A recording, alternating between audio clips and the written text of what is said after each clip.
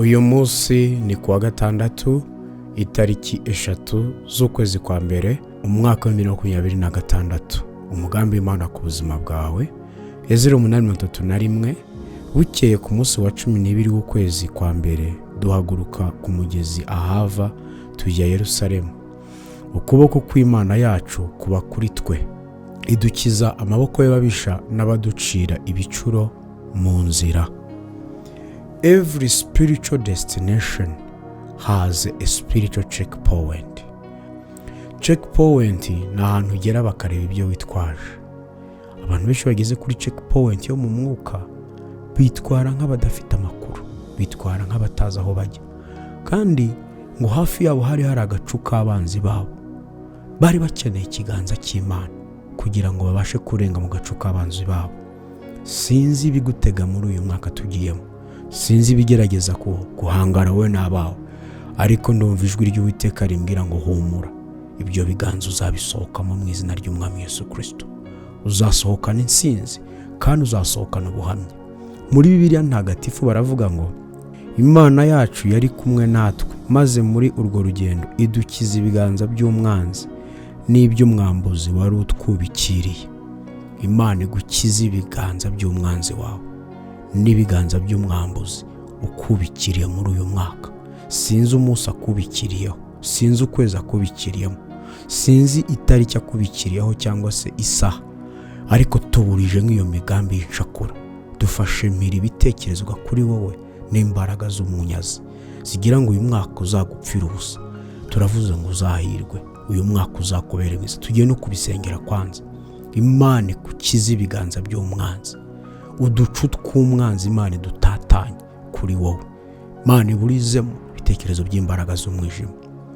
Iyi checkpoint yo mu mwuka niho umuntu amenyera yuko akeneye ishurirwa ry'Imana, niho umuntu amenyera ko yarakeneye ijambo ry'Imana, niho umuntu amenyera ko ibyazi bidahagije kugira ngo azagere ahantu Imana yagambiriye, kandi ni naho umuntu amenyera inzira umwanzi yamutegeyemo kugira ngo atazagwa mu mitego hiwe. Ndakwinginze ntuzabyuke ngo ugende ubeho nk'umuntu udashaka kumenya icyerekezo cyawe. Ryamana n'ijambo ry'Imana, byukana n'ijambo ry'Imana. Uzagera ahantu abandi barota, ahantu abandi basengera, ahantu abandi birukankaho byanze bagenda mu misozi henahe, wowe uzahagera kuko uzaba uri gukurikiza amategeko y'umuhanda, amabwiriza uzaba wayakurikije mu mwuka. Nibwo uzagera ahandi kandi ukahagera uguwe neza. Uyu mwaka uzagera ahantu utageze. Uyu mwaka uzakora ibintu utakoze cyangwa se wakoze ntibigende neza. Imana yarambwiye ngo uyu uzaba umwaka w'amahirwe ya kabiri. Abantu batakaje amahirwe, hari andi mahirwe. Abantu bamisinze time yabo, season yabo, Imana izayigarura muri ritani kandi izayigarura kubye kabiri. Gatatu, Imana izahoza amarira. Hari abantu barize benshi bazahozwa amarira. Gatatu, Imana izatanga imbyaro. Hari abantu bategereje kubyara igihe kinini, uyu mwaka bazabyara. Kane, hari abantu bari mu myenda ihoraho n'akazi bitagenda neza. Imana izatanga imibereho y'uburyo bw'ubushobozi n'imbaraga ndetse n'umunezero mu muryango. Ndakwinginze ntuzirengagize checkpoint yo mu mwuka. Ntuzabeho ubuzima umeze nk'ikigenge utagengwa n'ijambo ry'Imana. Uzagera kure, abawe bazagera kure, ibitarakunze bizakunda. Imana izagukunda urukundo rwinshi kandi izakurwanira mu nzira zawe zose. Ese wanyemera tugasengana?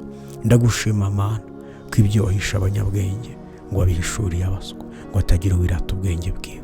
Turakuyoboje natwe inzira, nk'uko Ezra agaruka avuye muri Babuloni yigereye inama yo gupfukama agasenga akiyiriza.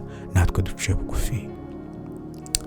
Mana, ikiganza cyawe cy'umugisha kibane natwe ku kwezi kwa mbere kwa 2026 kugera mu kwa 12. Ikiganza cyawe cy'urukundo kidufate mu bitugu, kidufate ku mutima, kiduhumurize guhera mu kwezi kwa mbere kugera mu kwezi kwa 12. Mwami, ikiganza cyawe cy'ubugwaneza gifata ibyacu n'abacu, gitanga amahoro muri twebwe kuva mu kwezi kwa mbere kujya mu kwa 12. Papa, ikiganza cyawe cy'imbabazi n'ibitangaza bigukurikira bizagendane natwe guhera mu kwezi kwa mbere kugeza mu kwa 12. Tukuyoboje inzira, tukugishije inama, turakwizeye, ni wowe twizeye, ni wowe twiringiye, kandi ibyo tukwiringiyemo urabishoboye, ibyo tukwiringiyemo urabibasha. Uzaturinde kuyoba, uzaturinde kugwa mu gacu k'abanzi bacu, mu izina ry'Umwami Yesu Kristo.